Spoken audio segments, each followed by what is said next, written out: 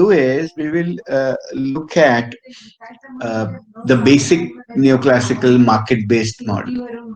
Okay, and the general argument about the neoclassical market-based model is so we will learn to evaluate arguments for and against markets.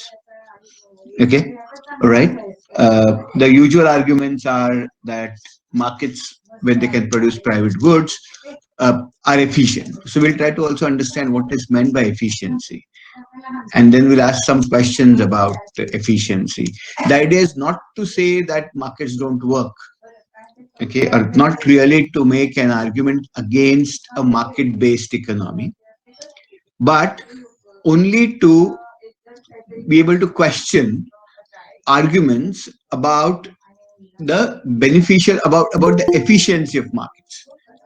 Yeah, and what I'm going to argue is that that efficiency markets can be efficient even when we have preferences, individual preferences that we don't all always like. Okay, and therefore what I'm going to say is that the arguments about efficiency of markets cannot be made independent, cannot be judged independently without general value systems about what is good and what is bad in the world. Now, we've all had debates about whether values are relative, values absolute, and so on and so forth. That debate can continue, but what the point that I'll make is whether relative or absolute, there'll have to be some value structure, right, which we will have to incorporate in order to be able to understand which market systems, which market outcomes are better than another. So the point is, we just can't, the point that I'll try to make at the end of this lecture is, just because something has been produced by a decentralized market mechanism, okay, doesn't mean that that's inevitable, doesn't mean that that's necessarily the best of all possible worlds. Okay, right? So that's the kind of an argument that I'm going to make now. Give me a minute.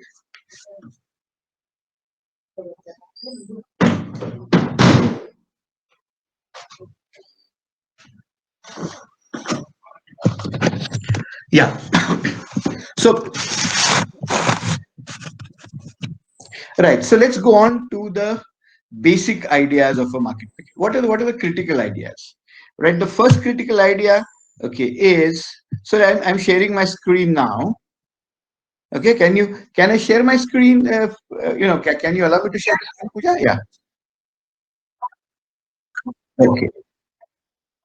Sure. Thank you. I saw it. Yeah. Okay.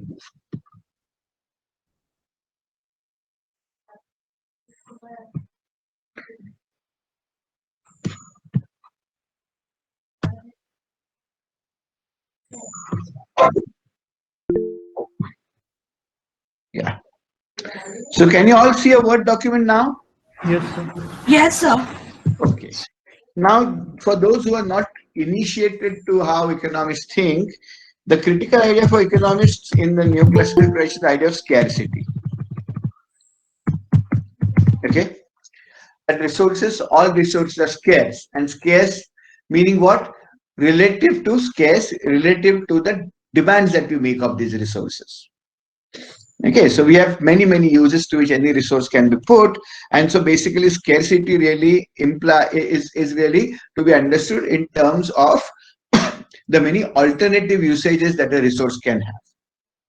Okay, for example, time can have alternative uses, and if you spend time in one activity, then you really have less time to spend in another activity. So therefore time is scarce. Because it is scarce, there's an opportunity cost.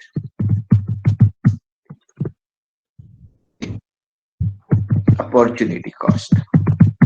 Okay, what is an opportunity cost?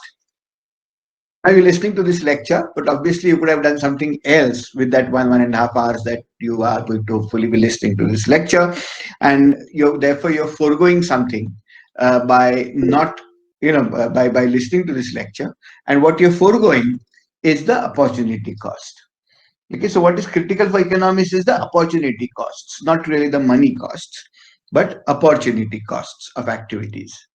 Okay, so if I've got wood, for example, then should I use this wood to build a house? Should I use this wood to build a boat?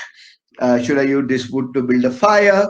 right? There are alternative uses, and if I'm feeling cold, and then I just use this wood to start a fire, then obviously I'm not being able to make a boat out of that. So that's the opportunity cost that I have of using this wood as fire, right? So opportunity costs and therefore scarcity opportunity costs are not necessarily problems of any specific economic structure. They're not problems of a capitalist economy per se or a market based economy per se. They're universal problems. Yeah, even Robinson Crusoe, who stays on an island alone, away from all civilization, away from all markets, faces problems of scarcity and opportunity costs because all his resources are scarce. Right, he has to devote his time to, if he decides to devote his time to fishing, then he cannot use that time for collecting firewood. Right, so everybody has. Right, okay. And thirdly, because scarcity and opportunity cost, the third issue is thinking on the margin. Okay. So basically, when Robinson Crusoe is collecting firewood, okay, right, whether to spend that additional 1 minute for gathering firewood or gathering fish is the question that Robinson Crusoe would have. So, for example, if he spends that one more minute in collecting more firewood, right, is going to get some benefit out of that. If he spends that one more additional minute for catching fish, he's going to get some more benefit out of that. Basically, he should do that activity for which the gain is highest. For example, assume that he has already collected a lot of firewood, and that is going to keep him warm for the night.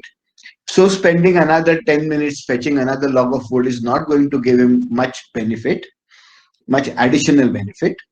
Whereas he has not really caught any fish. And he will have to go without dinner if he doesn't spend any more time in catching fish. So if he spends the next 10 minutes catching fish, what he gets is much more valuable to him. He might catch a fish, and what he gets is much more valuable to him there than the 10 minutes spent in collecting more firewood. Then he should actually go and catch fish, right? Economists think of this as marginal benefits, marginal utility. So the idea is, now this is a critical idea. The idea is that every activity generates some utility. Okay, if you deploy resources in some activity, then though that deploying of those resources in that activity generates utility. Now, okay, and what people are supposed to do, what economists thinking about the margin is really about thinking about what an additional unit of a resource generates.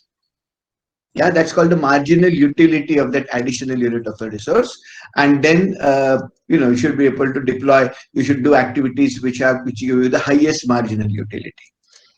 Okay, right. So in the example that I discussed, because Robinson Crusoe already has a lot of firewood in his cave, collecting one more additional log is not going to give him much more marginal utility, because the additional warmth that he's going to get from that additional log is really not so valuable, because he already has a lot of wood pile. He has a big pile of, he's going to anyway light a big fire with all the wood that he has in his house.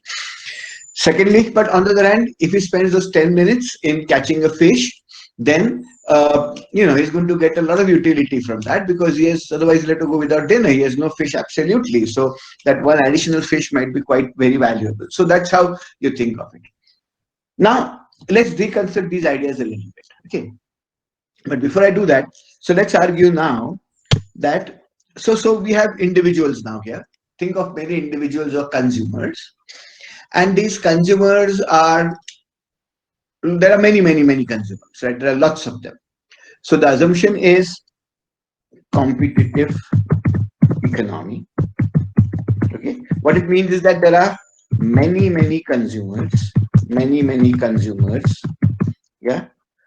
No consumer has the power to significantly affect the market outcome. So basically, every consumer is so small relative to the market that no amount of quantity, no amount of, so whatever he buys or buys on the market doesn't affect the market price. There are no very large bulk buyers who would, like the government, for example. right? Who would actually be able to change the market, right? So the assumption in the competitive economy is like that. There are many consumers, many producers, okay, all right. None of these producers again have, no producer has market power, significant market power.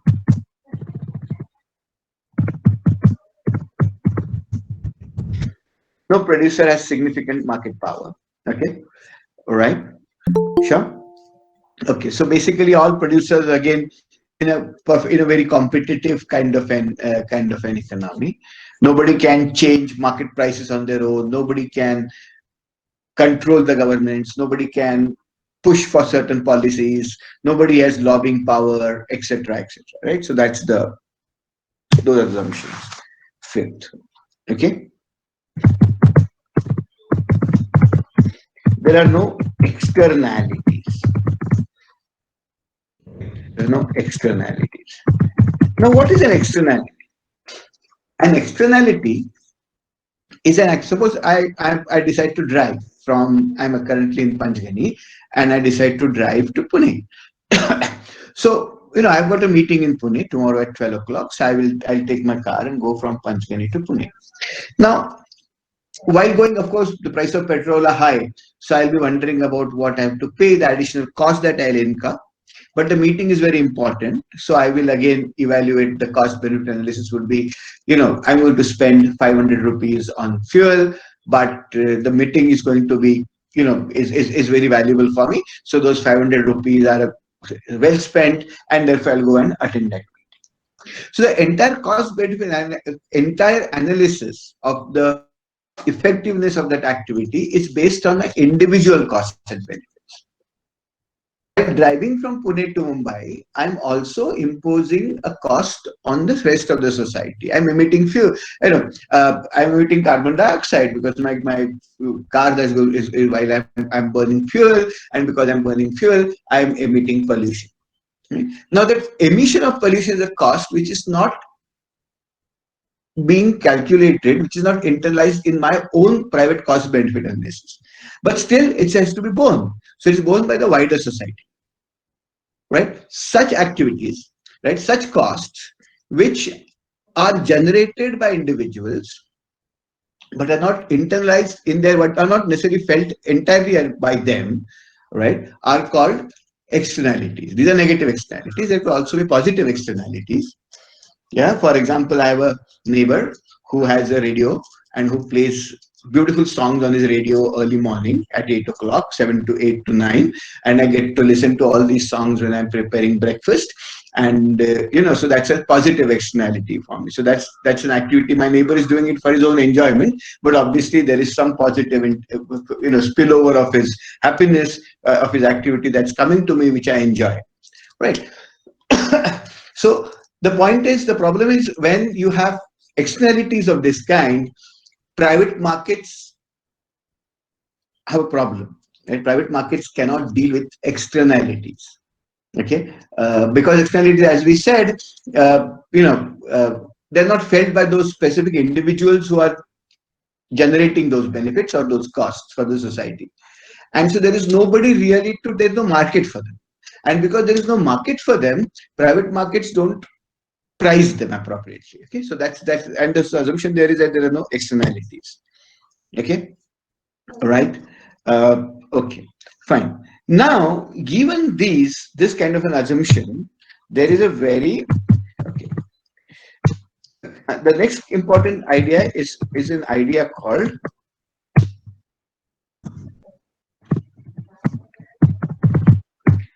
Pareto optimality. This is a very important idea in economics, and Pareto optimality or efficiency. Okay. Now, when do you call a policy or a situation Pareto efficient? You call a situation Pareto efficient. Suppose there are, say, Suresh, Ramesh, and Chandrakant. Okay, and say Suresh has two apples, Chandrakant has one apple and one orange, and Ramesh has one apple and a mango. Okay. Now, If the stock of apples, stock of the fruits with each individual person is such that you cannot make anybody better off by redistributing the fruits from one person to another without making anybody else worse off, you have a situation which is Pareto efficient. Okay, so there is no way in which you can make one person better off from that given situation without having to make somebody else worse off. You have a situation called Pareto. You have what economists define as Pareto efficiency or Pareto optimality, and which is, when you evaluate policies, many times this concept is used to say whether policies are good or bad. Okay, right? Okay, so now we come to the given all these, right? So we basically think of a competitive economy, right? And there are no externalities. Yeah? And then we think of the concept of Pareto efficiency. There is a very important theorem, which probably is one of the most important theorems in economics. Okay, the first fundamental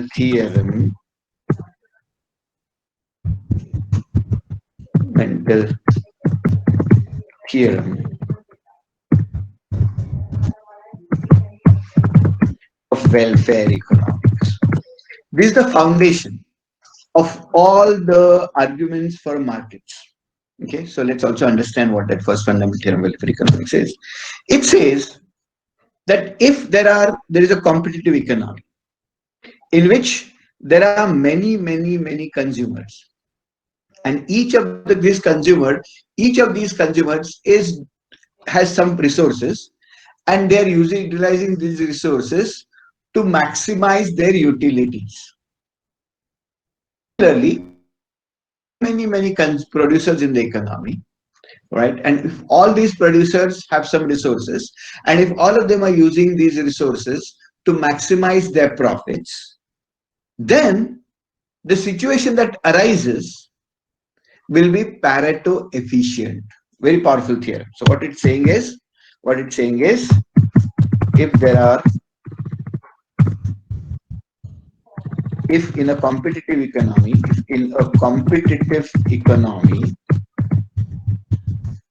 okay, consumers are maximizing utility, okay, in a competitive economy, producers are maximizing profits, okay, then the price and output. So basically, then the economy will be, then the outcome will be,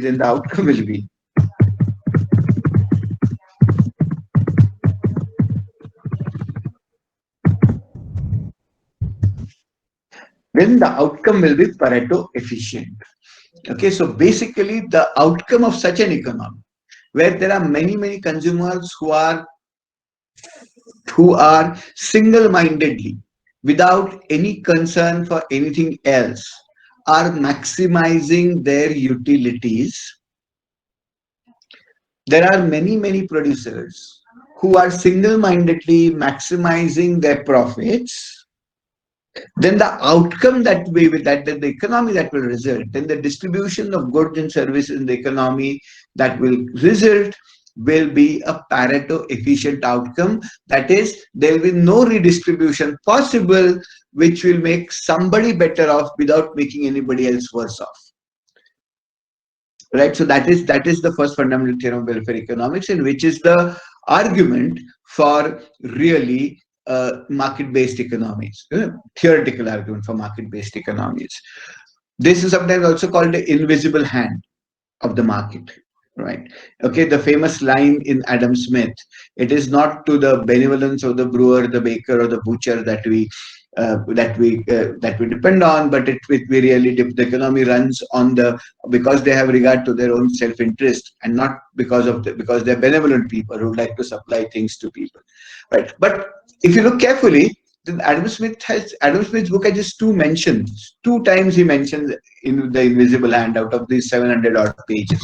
So it is not really. In fact, a lot more pages in Adam Smith's book, Wealth of Nations, is actually devoted to why the invisible hand will not function. Why, for example, will the competitive economies are not likely to be there? Why would traders, when they when why traders would form coalitions? Why there will be monopoly, etc., etc. So it's not really right to say that Adam Smith was an advocate of the of laissez-faire economy. Okay, the laissez-faire school really belongs to a French tradition, which was evolving alongside. And if you look carefully, then Smith actually is a critic of the laissez-faire tradition. In fact, Adam Smith wrote a very, very important book, which is now only recently being taken seriously. It's called the Theory of Moral Sentiments. And what Adam Smith actually argues is that it is empathy, right, which is at the basis of economic behavior, which forms the base of economic behavior. That being able to put yourself in the shoes of others. Yeah, so that is another strand of Adam Smith's writing, which when you read Wealth of Nations, you must also be mindful of this argument that Smith is making, the theory of moral sentiment. The point here is that Adam Smith never really advocated laissez-faire. Right. Okay.